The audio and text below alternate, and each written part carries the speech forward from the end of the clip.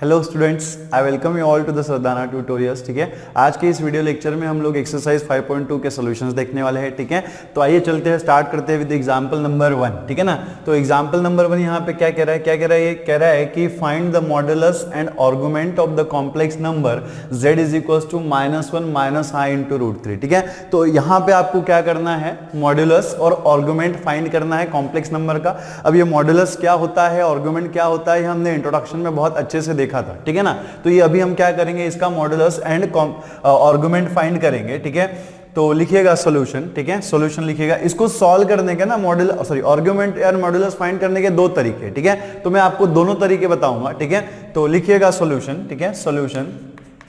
ठीक है, लेट। ठीक है, लेट। सबसे पहले हम लोग क्या करेंगे, जो आपको कॉम्प्लेक्स नंबर दिया हुआ है इसको हम लोग डिनोट कर लेंगे z इज इक्वल्स टू। ठीक है, z इज इक्वल्स टू। ठीक है, क्या दिया हुआ आपको यहाँ पे, माइनस माइनस। ठीक है, -1 माइनस i इंटू √3। ठीक है ना, इसी को आप कैसे लिख सकते हो, z इज इक्वल्स टू, ठीक है, -1, ठीक है, प्लस i इंटू -√3। ठीक है, कैसे लिख सकते हैं हम लोग, -1 प्लस i, ठीक है, i इंटू -√3। और हमें पता है कि पोलर फॉर्म में, ठीक है, पोलर फॉर्म में हम लोग कॉम्प्लेक्स नंबर कैसे लिखते हैं, ठीक है, कंपेयर विथ। इसको हम लोग लिखेंगे ऐसे, कंपेयर। ठीक है, कंपेयर विथ। ठीक है, पोलर फॉर्म में आप कॉम्प्लेक्स नंबर कैसे लिखते हैं, r इंटू कॉस थीटा, ठीक है, plus i into r into sine theta. ठीक है, i into r into sine theta. ठीक है, ये हम लोग किस फॉर्म में डिनोट किया है हमने कॉम्प्लेक्स नंबर को, पोलर फॉर्म में। तो अगर आप दोनों इक्वेशंस को कंपेयर करें, ठीक है, दोनों इक्वेशंस को अगर हम कंपेयर करेंगे तो यहाँ पे रियल पार्ट क्या है, r cos थीटा, और यहाँ पे रियल पार्ट क्या है, -1। तो आपको क्या मिलेगा यहाँ पे, r cos theta is equal to क्या मिलेगा, -1। ठीक है, r cos थीटा आपको क्या मिलेगा, -1। ठीक है, एंड यहां पे अगर आप इमेजिनरी पार्ट को कंपेयर करेंगे तो इसका इमेजिनरी पार्ट क्या है, r sin थीटा। क्या है, r sin थीटा। ठीक है ना, और यहां पे इसका इमेजिनरी पार्ट क्या है, -√3। ठीक है, इसका इमेजिनरी पार्ट क्या है, -√3। ठीक है, अब देखो, इसको चाहे आप इक्वेशन नंबर 1 दे दो और इसको अगर चाहे तो आप इक्वेशन नंबर 2 दे दो। ठीक है, तो दोनों का हम लोग क्या करेंगे, स्क्वायरिंग। ठीक है, स्क्वायरिंग एंड एडिंग। ठीक है, स्क्वायरिंग एंड एडिंग, दोनों साइड को अगर हम लोग स्क्वायरिंग एंड एडिंग कर दे तो आपको यहां पे क्या मिलेगा, इसके LHS में क्या है, r cos theta whole square. ठीक है, प्लस यहां पे इसके LHS में क्या है, r sin theta whole square. ठीक है, और यहां पे इज इक्वल्स टू, यहां पे RHS में क्या है, -1 होल स्क्वायर, प्लस इक्वेशन 2 के RHS में क्या है, -√3 होल स्क्वायर। ठीक है ना, तो इसी को आप कैसे लिख सकते हो, r cos theta whole square कितना हो जाएगा, r square cos square theta. ठीक है, और यहां पे plus r sin theta whole square क्या हो जाएगा, r square sin square theta is equals to, ठीक है, -1 का स्क्वायर कितना हो जाएगा, 1, प्लस -√3 का स्क्वायर कितना होना चाहिए, देखो माइनस का स्क्वायर कितना हो जाएगा, प्लस, और √3 का स्क्वायर कितना हो जाएगा, 3 हो जाएगा। तो यहाँ पे आपको क्या मिलेगा, यहाँ से अगर आप r स्क्वायर कॉमन ले लेंगे तो यहाँ पे ब्रैकेट में क्या मिलेगा, cos स्क्वायर थीटा प्लस क्या होना चाहिए, साइन स्क्वायर थीटा, और यहाँ पे इज इक्वल टू 1 + 3 कितना हो जाएगा, 4, है ना, 1 + 3 कितना होना चाहिए, 4 होना चाहिए। तो यहाँ पे r स्क्वायर और cos square theta plus sign square theta कितना होता है, 1 होता है। ठीक है ना, कितना होता है, 1 होता है। तो r square multiplied by 1 is equal to आपको यहाँ पे कितना मिल जाएगा, 4 मिल जाएगा। ठीक है, इसी को आप कैसे लिख सकते हो, ठीक है, इसी को आप कैसे लिख सकते हो, ठीक है, r square into 1 is r square is equals to, ठीक है, इज इक्वल्स टू आपको यहाँ पे क्या मिलेगा, 4। इसी को आप कैसे लिख सकते हो, r √4। ठीक है, और इसी को हम कैसे लिख सकते हैं, r का जो वैल्यू है वो आपको क्या मिलेगा, +-2। ठीक है, क्या मिलेगा, +-2। बट हमें पता है कि r को ही हम लोग क्या कहते हैं, मॉडुलस ऑफ z कहते हैं। क्या कहते हैं, मॉडुलस ऑफ z। और अगर ये मॉडुलस है सो मॉडुलस ऑफ z जो है वो कैन नॉट बी निगेटिव, है ना, मॉडुलस ऑफ z जो है क्या नहीं हो सकता, निगेटिव नहीं हो सकता। मॉड होने की वजह से सिर्फ वो क्या देगा, पॉजिटिव देगा। तो यहाँ पे आप क्या करेंगे, 2 लिखेंगे, why, since the mod of z is can not be negative, ये निगेटिव नहीं हो सकता है, ऑलवेज क्या होगा, पॉजिटिव होगा। ठीक है ना, तो आपको यहाँ पे मॉडुलस ऑफ z जो है वो कितना मिलेगा, 2 मिलेगा। That is r is equal to, इसी का मतलब क्या हो गया, r इज इक्वल टू 2। ठीक है, तो इक्वेशन नंबर 1 विल इंप्लाइज, ठीक है, इक्वेशन नंबर 1 क्या है, r cos theta is equal to -1। तो ये क्या हो जाएगा, r का वैल्यू हमें 2 मिल गया, तो क्या हो जाएगा, 2 into cos theta is equal to what, -1, ठीक है, -1। इसी को आप कैसे लिख सकते हो, that is cos theta is equal to आपको क्या मिल जाएगा यहाँ पे, -1/2। cos theta is equal to क्या मिल जाएगा, -1/2। And equation number 2 will implies, equation number 2 में अगर आप r का वैल्यू 2 पुट करेंगे तो क्या मिलेगा, 2 sin थीटा। क्या मिलेगा 2 sine theta is equals to -√3। इसी को आप कैसे लिख सकते हो, that is sine theta is equals to क्या मिल जाएगा आपको -√3/2। कितना क्या मिल जाएगा -√3/2, ठीक है ना। अब यहाँ पे आप देखो कि cos थीटा कितना है -1/2 और साइन थीटा कितना है -√3/2, ठीक है। तो इसी को आप कैसे लिख सकते हो, ठीक है, इंप्लाइज, ठीक है, implies cos theta is equals to हमारे पास कितना है -1/2 and sine theta is equals to हमारे पास कितना है यहाँ पे -√3/2। कितना है -√3/2। तो यहाँ पे आपको पता है कि cos, ठीक है, cos, ठीक है, cos π/3, ठीक है, sorry cos π/6 is equals to कितना, sorry cos π/3 is equals to कितना होता है 1/2 and sin π/3 is equals to कितना होता है, ठीक है, इज इक्वल्स टू कितना होता है √3/2, है ना। sin π/3 इज इक्वल्स टू क्या होता है √3/2, ठीक है। तो यहाँ पे देखो इसी को हम लोग कैसे लिख सकते हैं, cos theta is equals to, ठीक है, cos theta is equals to क्या हो जाएगा -1/2। तो ये माइनस आपका एज इट इज है 1/2 क्या है हमारे पास 1/2 को हम लोग क्या लिख सकते हैं cos π/3, है ना, क्या लिख सकते हैं cos π/3 एंड यहाँ पे sin theta is equals to ये जो -√3/2 है, √3/2 को हम लोग क्या लिख सकते हैं sin π/3, क्या लिख सकते हैं हम लोग sin π/3, ठीक है। अब देखो, ठीक है, तो यहाँ पे अगर हम tan थीटा निकाले, है ना, tan theta is equals to क्या होता है sin theta by cos theta, है ना, tan theta is equals to क्या होता है sin theta by cos theta.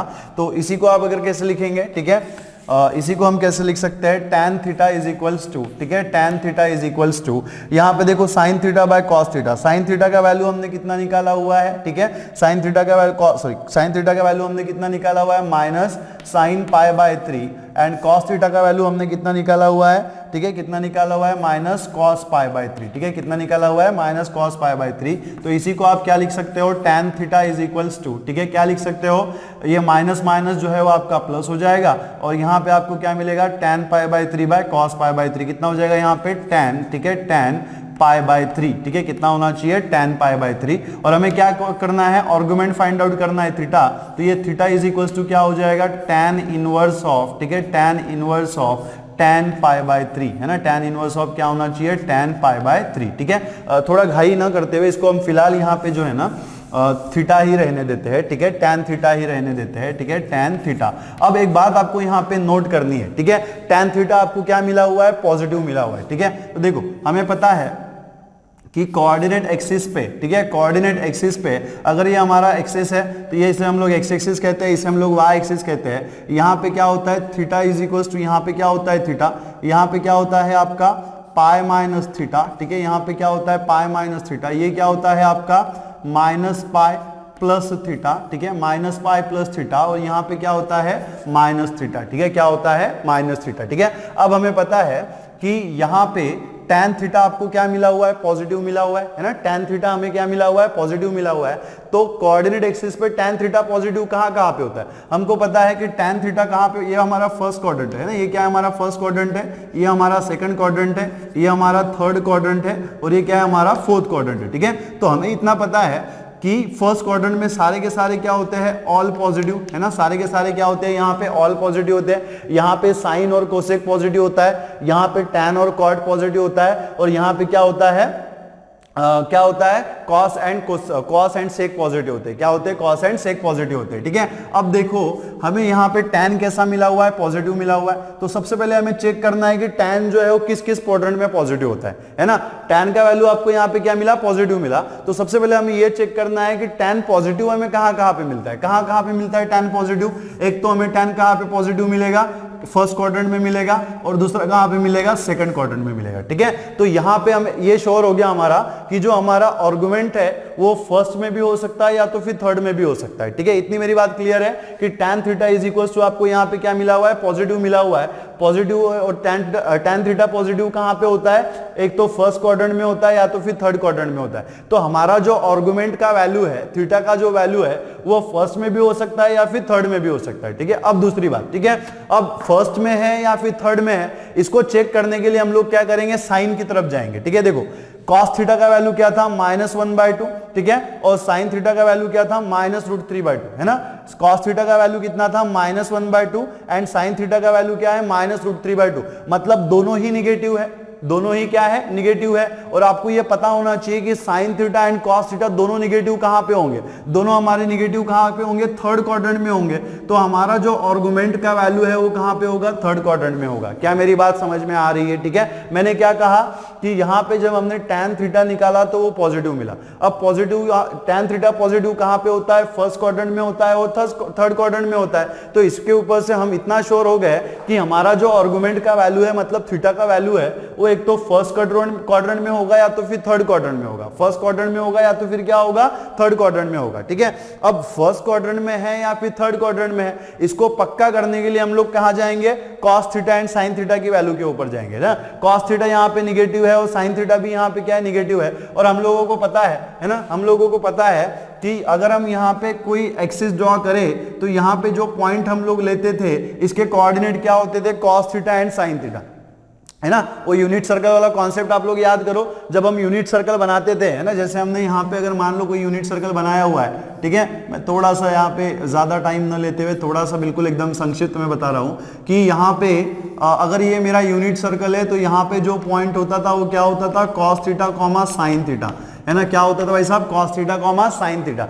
तो अगर ये पॉइंट घूम के यहाँ पे आ गया तो यहाँ पे x कोऑर्डिनेट भी निगेटिव है और y कोऑर्डिनेट भी निगेटिव है, मतलब थर्ड क्वाड्रेंट, ठीक है, ऐसा क्वाड्रेंट है जिसमें साइन भी निगेटिव होता है और कॉस भी निगेटिव होता है। यहाँ पे हमें साइन का भी वैल्यू निगेटिव मिला हुआ है, कॉस का भी वैल्यू निगेटिव मिला हुआ है, मतलब वो कहाँ पे है, थर्ड क्वाड्रेंट में। तो हमारा जो आर्गुमेंट होगा, हमारा जो आर्गुमेंट होगा वो किस में होगा, थर्ड क्वाड्रेंट में होगा। किस में होगा, थर्ड क्वाड्रेंट में होगा। तो हम कैसे लिखेंगे, ठीक है, ठीक है, सिंस, ठीक है, since sine theta and cos theta are negative, ठीक है, आर निगेटिव, ठीक है, आर निगेटिव, सो देयरफॉर, ठीक है, देयरफॉर दे लाइज, ठीक है, दे लाइज, ठीक है, दे लाइज इन थर्ड क्वाड्रेंट, ठीक है, इन थर्ड क्वाड्रेंट। अब इसका रिलेवेंस क्या है, ठीक है, इसके ऊपर से हमें क्या पता चल गया कि जो हमारा, ठीक है, जो हमारा आर्गुमेंट है, जो हमारा आर्गुमेंट है वो किस क्वाड्रेंट में होगा, थर्ड क्वाड्रेंट में होगा। ठीक है, और थर्ड क्वाड्रेंट में आपका एंगल क्या लेना है, आपको माइनस पाई प्लस थीटा।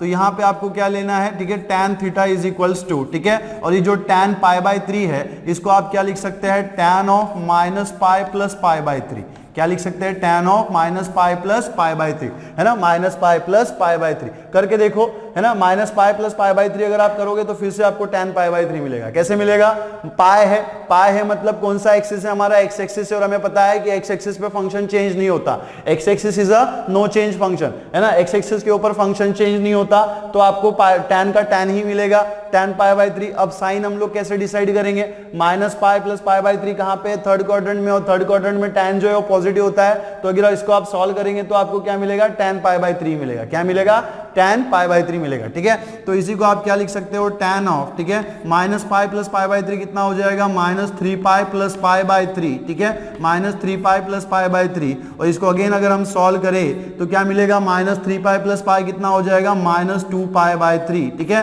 और यहाँ पे कितना है हमारा tan थीटा, हमें क्या कैलकुलेट करना है, थीटा कैलकुलेट करना है। तो ये क्या हो जाएगा, theta is equals to tan inverse of, ठीक है, tan pi by 3, tan inverse of tan minus 2 pi by 3। ठीक है, यहां से tan इनवर्स tan कैंसिल हो जाएगा तो आपको क्या मिलेगा, माइनस 2 पाई बाई 3। तो हमारा जो आर्गुमेंट है वो किसका कितना हो गया, माइनस 2 पाई बाई 3। ठीक है ना। तो इस तरीके से आप by using the polar form, ठीक है, बाय यूजिंग पोलर फॉर्म आप क्या कर सकते हैं, ठीक है, आर्गुमेंट फाइंड कर सकते हैं और मॉड्यूलस फाइंड कर सकते हैं। ठीक है, ये हमने एक मेथड देख ली कि जिसमें हमने क्या किया, पोलर फॉर्म का यूज करके हमने क्या किया, आर्गुमेंट फाइंड किया और साथ में हमने क्या किया, मॉड्यूलस फाइंड किया। ठीक है, अब हम दूसरी मेथड में क्या करेंगे, पोलर फॉर्म का यूज न करते हुए डायरेक्टली हम लोग इसको x प्लस आई वाई के साथ कंपेयर करेंगे। ठीक है, किसके साथ कंपेयर करेंगे, x प्लस आई वाई के साथ कंपेयर करेंगे और मॉड्यूलस और क्या करेंगे, आर्गुमेंट हम फाइंड करने की कोशिश करेंगे। ठीक है, इसको आप नोट कर लीजिएगा।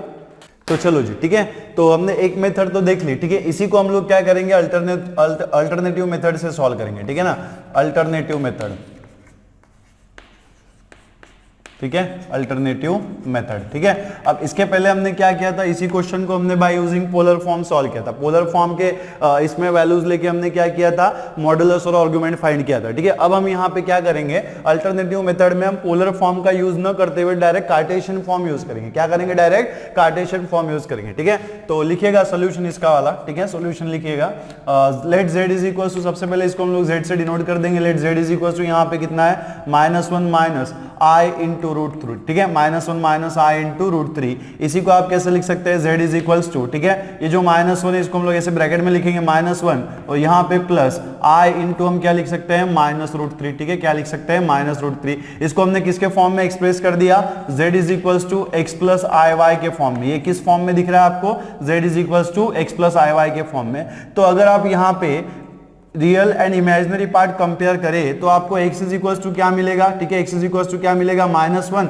And y is equals to आपको क्या मिलेगा यहाँ पे -√3। y इज इक्वल्स टू क्या मिलेगा आपको यहाँ पे -√3। ठीक है ना, तो हमें पता है कि मॉडुलस ऑफ z, ठीक है, modulus of z is equals to आपको यहाँ पे क्या मिलता है, ठीक है, modulus of z is equals to आपको यहाँ पे क्या मिलता है, मॉडुलस ऑफ z कितना हो जाता है, under root of x square plus y square, है ना, अंडर रूट ऑफ क्या होता है, x square plus y square. और इसी को हम क्या लिख सकते हैं, mod of z is equals to, ठीक है, mod of z is equals to under root of x square plus y square. X का वैल्यू कितना है हमारे पास, -1 स्क्वायर, और वाई का वैल्यू हमारे पास कितना है, -√3 स्क्वायर। क्या है, -√3 स्क्वायर। तो इसी को आप कैसे लिख सकते हो, mod of z is equals to, ठीक है, यहाँ पे अंडर रूट ऑफ -1 का स्क्वायर कितना हो जाएगा 1, और -√3 का स्क्वायर कितना होना चाहिए, माइनस का स्क्वायर प्लस √3 का स्क्वायर कितना हो जाएगा 3। That is what, mod of z is equals to आपको यहाँ पे क्या मिलेगा, अंडर रूट ऑफ 1 + 3 = 4, है ना। और इसी को आप क्या लिख सकते हो, that is mod of z is equals to आपको यहाँ पे क्या मिलेगा, +-2। बट मॉड होने की वजह से जो भी वैल्यू आपको RHS में मिलेंगी वो कैसी होंगी, पॉजिटिव, है ना। यहाँ पे मॉड का मतलब क्या होता है, मॉड क्या करता है, निगेटिव को पॉजिटिव में कन्वर्ट कर देता है। तो अगर आपको यहाँ पे दो पॉसिबल वैल्यूज मिली है +-2, तो इसका मतलब क्या हो गया कि मॉड की जो वैल्यू होगी वो क्या होगी, +2 होगी, है ना। मॉड की जो वैल्यू होगी वो क्या हो जाएगी, यहाँ पे +2 हो जाएगी, है ना। तो आप देख सकते हो कि यहाँ पे हमने पोलर फॉर्म का यूज नहीं किया, without using the polar form हमने डायरेक्टली मॉडुलस फाइंड कर लिया, ठीक है।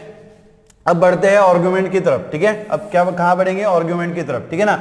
अब देखो आर्गुमेंट हम कैसे फाइंड करेंगे। सो आर्गुमेंट फाइंड करने के लिए मैंने आपको इंट्रोडक्शन में बताया था कि tan theta is equals to क्या होता है, ठीक है, tan theta is equals to आप यहाँ पे लिख सकते हो, ठीक है, लिख सकते हो मॉड ऑफ y/x। क्या लिख सकते हो, मॉड ऑफ y/x, ठीक है ना। तो tan theta is equals to, ठीक है, tan theta is equals to, यहाँ पे देखो मॉड ऑफ y/x, ठीक है। अब यहाँ पे देखो मॉड ऑफ y/x में y का वैल्यू हमारे पास कितना है, -√3 है ना, कितना है, -√3 है, और x का वैल्यू कितना है, -1 है, ठीक है। तो इसी को आप कैसे लिखोगे, tan थीटा, ठीक है, tan theta is equals to, ठीक है, यहाँ पे देखो tan theta is equals to कितना हो जाएगा, √3, under root mod of under root of 3। इसी को आप कैसे लिख सकते हो, tan theta is equals to क्या हो जाएगा, ये √3 under root of 3। But tan is equals to under root of 3 कब आता है, कब आता है, tan theta is equals to, since we know that, ठीक है ना, कि tan, ठीक है, tan π/3 है ना, tan π/3 इज इक्वल्स टू क्या होता है, √3 होता है। tan π/3 इज इक्वल्स टू क्या होता है, √3 होता है। तो √3 की जगह पे मैं क्या लिख सकता हूँ, tan π/3 लिख सकता हूँ। क्या लिख सकता हूँ मैं, tan π/3 लिख सकता हूँ। अब यहाँ पे फिर से हम लोग क्या करेंगे, कोऑर्डिनेट एक्सिस की तरफ चलेंगे, ठीक है, क्या करेंगे,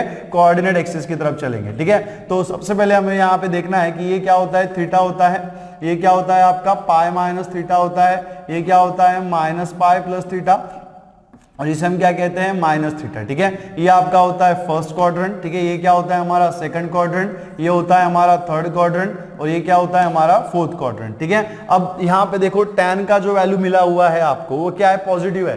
tan थीटा का जो वैल्यू मिला हुआ है वो क्या है आपका, पॉजिटिव है। और आपको ये पता है कि tan जो है वो पॉजिटिव कहाँ पे होता है, एक तो फर्स्ट क्वाड्रेंट में होता है, दूसरा कहाँ पे होता है, सेकंड क्वाड्रेंट में होता है, सॉरी थर्ड क्वाड्रेंट में होता है ना। tan जो है वो पॉजिटिव कहाँ पे होता है ना, हमको पता है ना कि फर्स्ट क्वाड्रेंट में सारे के सारे पॉजिटिव होते हैं, सेकंड क्वाड्रेंट में क्या होता है, साइन एंड कोसेक पॉजिटिव होते हैं, थर्ड क्वाड्रेंट में tan एंड cot पॉजिटिव होते हैं, एंड फोर्थ क्वाड्रेंट में क्या होता है, cos एंड sec पॉजिटिव होते हैं, बाकी सारे नेगेटिव होते हैं, ठीक है ना। तो tan जो है वो पॉजिटिव कहाँ पे, एक तो फर्स्ट क्वाड्रेंट में है और कहाँ पे, थर्ड क्वाड्रेंट में, है ना। tan पॉजिटिव कहाँ पे, एक तो फर्स्ट क्वाड्रेंट में और एक तो कहाँ पे, थर्ड क्वाड्रेंट में, ठीक है। अब मेरी बात सुनो, ठीक है, ये तो हमें पता चल गया कि हमारी आर्गुमेंट की वैल्यू एक तो फर्स्ट क्वाड्रेंट में होगी या तो फिर थर्ड क्वाड्रेंट में होगी। एक तो कहाँ पे होगी, फर्स्ट क्वाड्रेंट में होगी या तो फिर कहाँ पे होगी, थर्ड क्वाड्रेंट में होगी, ठीक है। अब सुनो, अब हमें ये पक्का करना है फिर से कि ये फर्स्ट क्वाड्रेंट में है या फिर 10 क्वाड्रेंट में है। तो ये देखने के लिए आप देखो x का वैल्यू कितना है, x कोऑर्डिनेट कितना है -1 है और y कोऑर्डिनेट कितना है -3 है। मतलब x कोऑर्डिनेट -1 है तो ये किधर आएगा, इधर आएगा, है ना, ऐसे आएगा। और अगर y कोऑर्डिनेट भी मेरा -3 है तो ये भी किधर आएगा, इधर आएगा। इसका मतलब क्या हो गया कि ये जो हमारा कोऑर्डिनेट है, कॉम्प्लेक्स नंबर है, वो किस क्वाड्रेंट में प्रेजेंट है, थर्ड क्वाड्रेंट में प्रेजेंट है। हमारा जो कॉम्प्लेक्स नंबर है वो किस क्वाड्रेंट में प्रेजेंट है, थर्ड क्वाड्रेंट में प्रेजेंट है। तो हमारी जो आर्गुमेंट की वैल्यू होगी वो भी कहां पे होगी, थर्ड क्वाड्रेंट में होगी, ठीक है, वो भी कहां पे होगी, थर्ड क्वाड्रेंट में होगी, ठीक है। अब थर्ड क्वाड्रेंट में जो हमें एंगल लेना है वो क्या है, -π + थीटा। क्या लेना है, -π + थीटा। और आपको ये बात पता होनी चाहिए कि tan ऑफ -π + थीटा कितना होता है भाई साहब, कितना होता है, tan ऑफ -π + थीटा कितना होता है, ठीक है। आप थीटा की जगह पे x भी ले सकते हो, कोई बड़ी बात नहीं है, ठीक है। अब tan ऑफ -π + थीटा अगर आपको लिखना है तो यहां पे देखो एंगल क्या है हमारा, -π है। -π कहां पे होता है, x एक्सिस पे होता है, और x एक्सिस है मतलब नो चेंज। वहां पे फंक्शन चेंज होता है क्या, नहीं होता है। तो tan का जो है वो आपका tan ही रहेगा, दैट इज tan थीटा। अब हमें डिसाइड करना है कि साइन पॉजिटिव होगा या फिर निगेटिव होगा। तो हम कैसे डिसाइड करेंगे, देखो -π + थीटा जो है वो थर्ड क्वाड्रेंट में आता है और थर्ड क्वाड्रेंट में tan जो है वो पॉजिटिव है। तो यहाँ पे जो आपका साइन है वो क्या हो जाएगा, पॉजिटिव हो जाएगा। कहने का मतलब क्या है कि tan ऑफ -π + थीटा को हम लोग क्या लिख सकते हैं, tan थीटा लिख सकते हैं। तो वैसे ही tan ऑफ π/3 को मैं क्या लिखूंगा, tan ऑफ, ठीक है, क्या लिखूंगा, -π + π/3। क्या लिखूंगा मैं, -π + π/3। तो आपको यहाँ पे क्या मिलेगा, tan theta is equals to tan of, ठीक है। और यहाँ पे देखो -π + π/3 कितना हो जाएगा, -2π + π/3, ठीक है, -2π प्लस, ठीक है, -2π + π/3। इसी को आप कैसे लिख सकते हो, that is tan theta is equals to, आपको यहाँ पे क्या मिलेगा, क्या मिलेगा, tan ऑफ, ठीक है। देखो -2π प्लस, सॉरी ये -3π हो गया, सॉरी क्या हो गया, -3π, क्रॉस मल्टीप्लाई करेंगे तो -3π + π/3। सो -3π + π कितना हो जाएगा, -2π, और डिनोमिनेटर में कितना है हमारा, 3 है। और यहाँ पे दोनों साइड का tan अगर हम हटा देंगे तो थीटा इज इक्वल टू हमें क्या मिलेगा, -2π/3, ठीक है, -2π/3। This is called the principal argument value, ठीक है, sorry this is called the principal value of argument of z, ठीक है, this is the principal value of argument of z, ठीक है। तो मॉडुलस ऑफ z आपको कितना मिला, 2 मिला हुआ है, और principal value of argument of z आपको कितना मिला हुआ है, यहाँ पे -2π/3 मिला हुआ है, ठीक है ना।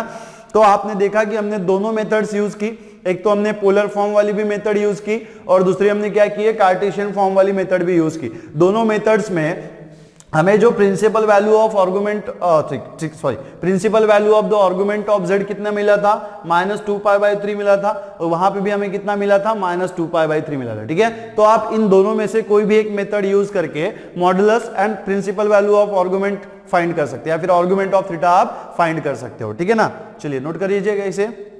तो चलिए बच्चों चलते हैं हमारे अगले एग्जांपल की तरफ, दैट इज एग्जांपल नंबर 2, ठीक है ना। और क्या कह रहा है, कह रहा है कि find the modulus and argument of the complex number z is equal to -√3 + i, ठीक है। तो जो आपको कॉम्प्लेक्स नंबर दिया हुआ है इसका हमें क्या करना है, मॉडुलस फाइंड करना है और आर्गुमेंट फाइंड करना है। तो दोनों मेथड में से आप कोई भी मेथड यूज कर सकते हो जो आपको अच्छी लगे, ठीक है। दोनों मेथड्स मैंने आपको फर्स्ट एग्जाम्पल में बता दी थी, ठीक है। तो दोनों मेथड में से जो भी मेथड आपको अच्छी लगे, ठीक है, आप उन दोनों में से कोई भी मेथड यूज करो, आपका आंसर जो है वो सेम ही होगा, ठीक है ना। तो चलिए लिखेंगे इसका सॉल्यूशन, ठीक है, लिखिएगा सॉल्यूशन, ठीक है, सॉल्यूशन। तो सबसे पहले हम लोग इसको डिनोट कर देंगे, let z is equals to, ठीक है, z इज इक्वल्स टू -√3, ठीक है, प्लस i, ठीक है, -√3 + i, ठीक है, या फिर आप गिवन भी लिख सकते हो, ठीक है, गिवन है ना, गिवन आपको यहाँ पे क्या दिया हुआ है, z is equals to -√3 + i, ठीक है ना। तो यहाँ पे इसी को हम कैसे लिख सकते हैं, z इज इक्वल्स टू -√3, ठीक है, प्लस i मल्टीप्लाइड बाय 1, ठीक है। ये आपको किसके जैसा दिख रहा है, ठीक है, ये किसके जैसा दिख रहा है आपको, z is equals to r cos theta, ठीक है, z is equals to r cos theta plus i into r sin theta, है ना, z is equals to r cos theta plus i into r sin theta, ठीक है। तो this is the complex number in the Cartesian form, this is the complex number in the polar form.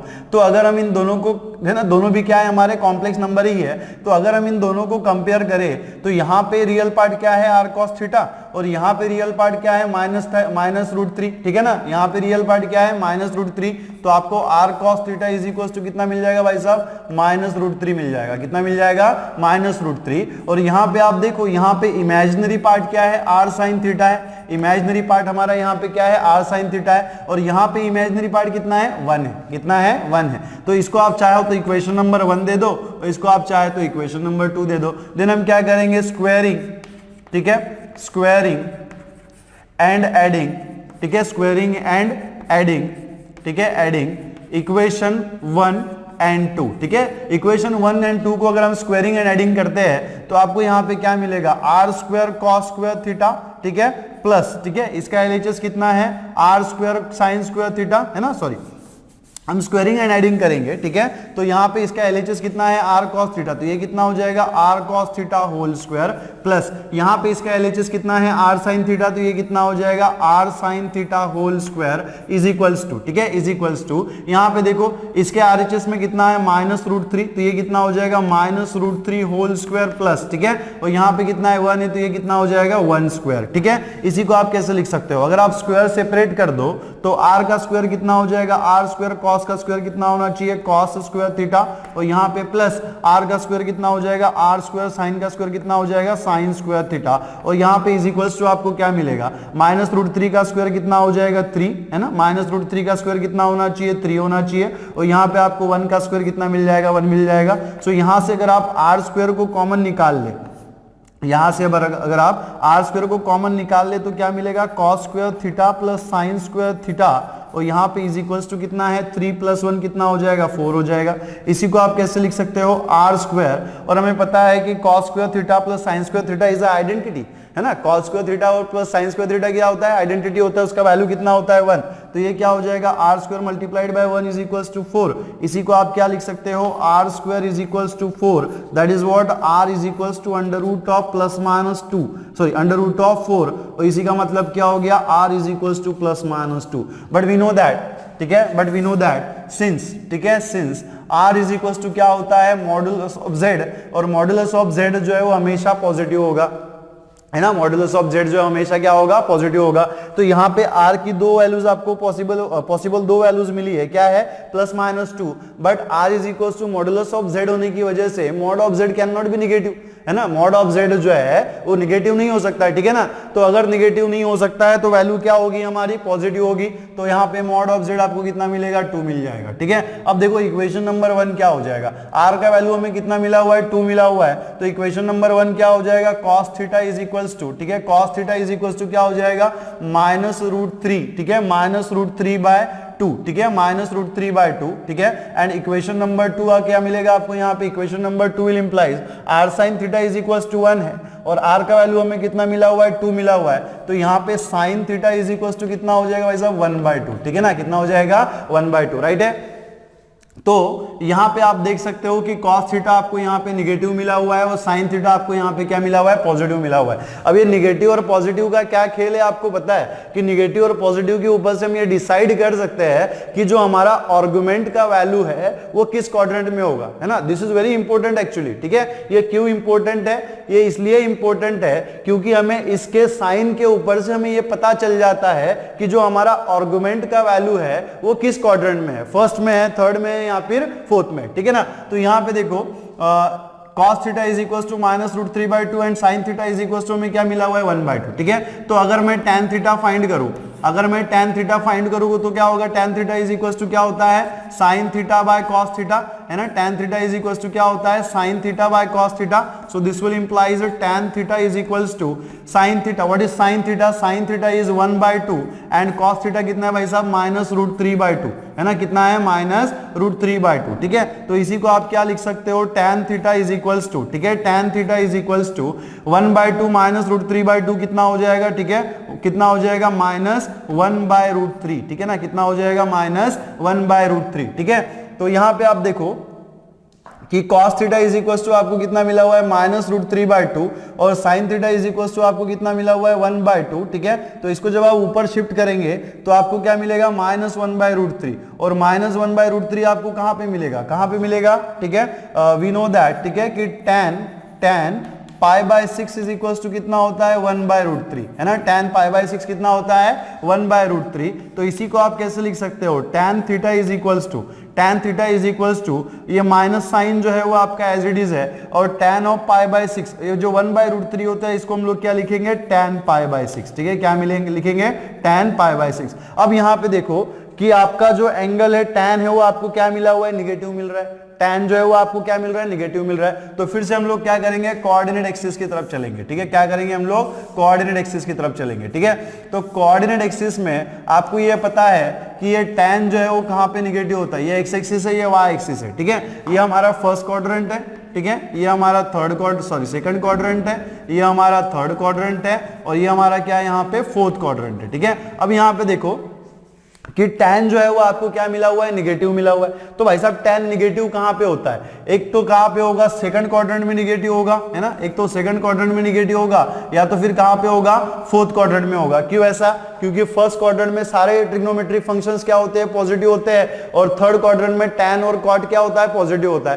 तो इन दोनों quadrants को छोड़ के जो क्या बचता है, second quadrant and fourth quadrant, इसमें tan हमारा क्या होगा, निगेटिव होगा। तो एक तो हमारी बात क्लियर हो गई कि जो आर्गुमेंट हमें फाइंड करना, आर्गुमेंट ऑफ z वो कहां पे है, एक तो सेकंड क्वाड्रेंट में होगा या तो फिर फोर्थ क्वाड्रेंट में होगा, ठीक है। ये बात हमारी क्लियर हो गई, कहां से, क्योंकि tan का वैल्यू हमें पता चल गया निगेटिव है, और ये हमें पता है कि tan फंक्शन निगेटिव कहां पे होता है, एक तो सेकंड क्वाड्रेंट में होता है या तो फिर फोर्थ क्वाड्रेंट में होता है, ठीक है ना। एक तो सेकंड क्वाड्रेंट में होगा या तो फिर कहां पे होगा, फोर्थ क्वाड्रेंट में होगा। तो इन दोनों में से किसी भी एक क्वाड्रेंट में हमारा आर्गुमेंट का वैल्यू होगा, ठीक है। अब दूसरी बात, अब सेकंड में है या फिर फोर्थ में है, इसको हम लोग श्योर कैसे करेंगे। तो यहां पे देखो, ठीक है, यहां पे आप देखो कि cos का जो वैल्यू है वो आपको निगेटिव मिल रहा है, cos का वैल्यू आपको क्या मिल रहा है, निगेटिव मिल रहा है, और sin का जो वैल्यू है वो आपको क्या मिल रहा है, पॉजिटिव मिल रहा है, ठीक है। तो जैसे कि हमें पता है कि अगर हम यहाँ पे कोई पॉइंट कंसीडर करें और अगर हमारा ये यूनिट सर्कल हो, तो ये आपको पता है बहुत अच्छे से कि ये क्या होता है, cos थीटा होता है, ये क्या होता है,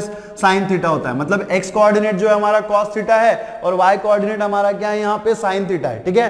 तो ये फर्स्ट क्वाड्रेंट में क्या होता है, पॉजिटिव पॉजिटिव, और पॉजिटिव निगेटिव, निगेटिव पॉजिटिव कहां पे होगा, सेकंड क्वाड्रेंट में हमारा x कोऑर्डिनेट निगेटिव होता है और y कोऑर्डिनेट क्या होता है, पॉजिटिव होता है। तो अगर cos मेरा निगेटिव है और sin मेरा पॉजिटिव है, तो ये किस क्वाड्रेंट में होंगे, किस क्वाड्रेंट में होंगे, सेकंड क्वाड्रेंट में होंगे, है ना। किस क्वाड्रेंट में होंगे, सेकंड क्वाड्रेंट में होंगे। तो यहां पे हम कैसे लिखेंगे, सिंस, ठीक है, since cos is negative, since cos is negative, ठीक है, cos इज निगेटिव, ठीक है, निगेटिव, एंड, ठीक है, एंड साइन इज पॉजिटिव, ठीक है, साइन इज, ठीक है, साइन इज पॉजिटिव, ठीक है, साइन इज पॉजिटिव, ठीक है। तो हमारा cos निगेटिव है और साइन पॉजिटिव है, इसका मतलब जो हमें कॉम्प्लेक्स नंबर दिया हुआ है वो किस क्वाड्रेंट में है, सेकंड क्वाड्रेंट में, ठीक है। So this will imply z is equals to, ठीक है, z is equals to -√3 plus i lies in, ठीक है, लाइज इन किस क्वाड्रेंट में है, किस क्वाड्रेंट में है, second quadrant, lies in second quadrant, ठीक है, लाइज इन सेकंड क्वाड्रेंट। तो अब एक बात और क्लियर हो गई, ठीक है, कि ये जो हमारा कॉम्प्लेक्स नंबर है वो कहां पे है, सेकंड क्वाड्रेंट में है, तो हमारा आर्गुमेंट भी कहां पे होगा, सेकंड क्वाड्रेंट में होगा, ठीक है। tan की वैल्यू हमें निगेटिव मिली थी, उससे हमें पता चला था, क्या पता चला था कि हमारा आर्गुमेंट जो है एक तो सेकंड क्वाड्रेंट में होगा या तो फिर फोर्थ क्वाड्रेंट में होगा, ठीक है। अब हमने यहाँ पे क्या देखा कि जो हमारा कॉम्प्लेक्स नंबर है, since cos is negative and sin is positive, तो cos निगेटिव sin पॉजिटिव कहां पे होता है, सेकंड क्वाड्रेंट में होता है। इसका मतलब क्या है कि हमारा जो आर्गुमेंट है वो किस में होगा, सेकंड क्वाड्रेंट में होगा, आर्गुमेंट जो होगा सेकंड क्वाड्रेंट में होगा। और आर्गुमेंट का यहाँ पे एंगल कितना होता है भाई साहब, पाई माइनस एक्स, यहाँ पे क्या होता है, पाई माइनस एक्स, यहाँ पे क्या होता है, एक्स होता है, यहाँ पे क्या होता है, माइनस पाई प्लस एक्स, ठीक है, और यहाँ पे कितना होता है, माइनस एक्स होता है, ठीक है। तो अगर मेरा आर्गुमेंट जो है वो पाई माइनस एक्स में है, तो मैं इसी को क्या लिख सकता हूं, this will implies tan theta is equals to, ठीक है, tan theta is equals to -1 minus, ठीक है, माइनस tan π/6। और अगर मेरा जो एंगल है वो अगर सेकंड क्वाड्रेंट में है, तो ये आपको पता होना चाहिए कि tan ऑफ π - x हम क्या लिखेंगे, क्या लिखेंगे, tan of π - x। Again axis pi है तो एंगल कहां पे होगा, एक्स एक्सिस पे होगा, और अगर एक्स एक्सिस पे होगा तो वहां पे फंक्शन चेंज नहीं होता, तो tan का जो है वो tan ही रहेगा, मतलब tan x हो जाएगा। अब हमें डिसाइड करना है साइन पॉजिटिव होगा या फिर नेगेटिव होगा। तो भाई साहब साइन पॉजिटिव है या फिर नेगेटिव हम कैसे डिसाइड करेंगे? देखो tan जो है वो सेकंड क्वाड्रेंट में, और सेकंड क्वाड्रेंट में tan क्या होता है, नेगेटिव होता है, तो यहाँ पे साइन क्या आ जाएगा, नेगेटिव आ जाएगा। और अगर मैं इसकी जगह पे x की जगह पे π/6 पुट कर दूं, है ना, तो क्या मिलेगा, पाई माइनस π/6, ठीक है, इज इक्वल टू क्या मिलेगा मुझे, -tan π/6। क्या मिलेगा, -tan π/6। तो कहने का मतलब क्या है कि ये जो -tan π/6 है इसको मैं क्या लिख सकता हूं, tan ऑफ पाई माइनस π/6। क्या लिख सकता हूं मैं, tan ऑफ पाई माइनस π/6, ठीक है, tan ऑफ पाई माइनस π/6। तो इसको अगर हम कैलकुलेट करें तो क्या मिलेगा, tan theta is equals to, ठीक है, tan theta is equals to tan of pi minus π/6 कितना हो जाएगा, 5π/6। कितना हो जाएगा, 5π/6, ठीक है। तो tan को अगर हम उधर शिफ्ट कर दे, ठीक है, tan को अगर हम उधर शिफ्ट कर दे तो क्या हो जाएगा, थीटा इज इक्वल्स टू क्या होना चाहिए, tan इनवर्स ऑफ tan π/6, ठीक है, tan inverse of tan of 5π/6, ठीक है, क्या मिलेगा, 5π/6। tan इनवर्स और tan यहाँ पे निकल जाएंगे तो थीटा इज इक्वल्स टू कितना मिलेगा आपको, 5π/6, ठीक है, थीटा इज इक्वल्स टू कितना मिलेगा, 5π/6। तो आप देख सकते हो कि मॉडुलस जो है वो हमें कितना मिला हुआ है, 2 मिला हुआ है, ठीक है, और आर्गुमेंट हमें कितना मिला हुआ है, 5π/6 मिला हुआ है, ठीक है। सो 10, ठीक है, 10, ठीक है, 10 प्रिंसिपल, ठीक है, प्रिंसिपल आर्गुमेंट, ठीक है, principal argument is equals to हमें कितना मिला हुआ है, 5π/6, ठीक है, एंड मॉडुलस हमें कितना मिला हुआ है, मॉडुलस जो है वो हमारा कितना है यहाँ पे, ठीक है, कितना है, मॉडुलस जो है हमारा कितना है यहाँ पे, 2 है ना, मॉडुलस जो है वो हमारा कितना है यहाँ पे 2 है, ठीक है। तो इस तरीके से जो है वो आप सॉल्यूशन लिख सकते हो, ठीक है, तो लिखिएगा।